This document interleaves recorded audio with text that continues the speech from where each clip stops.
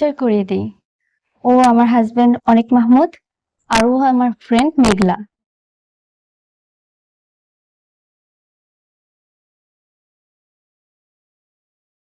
অনেক ধরা খেয়ে গেল মেঘলার হাতে, এখন কি হবে?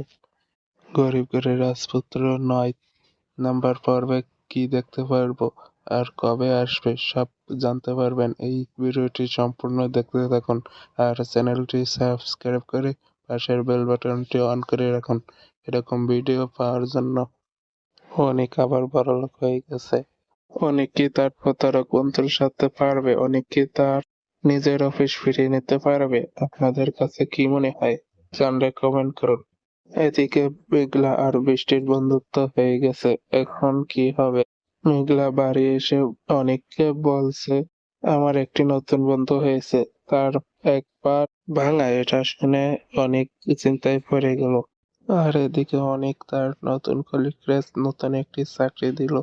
চাকরিটি হলো অনেকের বন্ধুর গার্লফ্রেন্ডের সাথে প্রেম করতে হবে। এদিকে আলোচনা করতেছে অনেক কিভাবে বড়লোক হলো।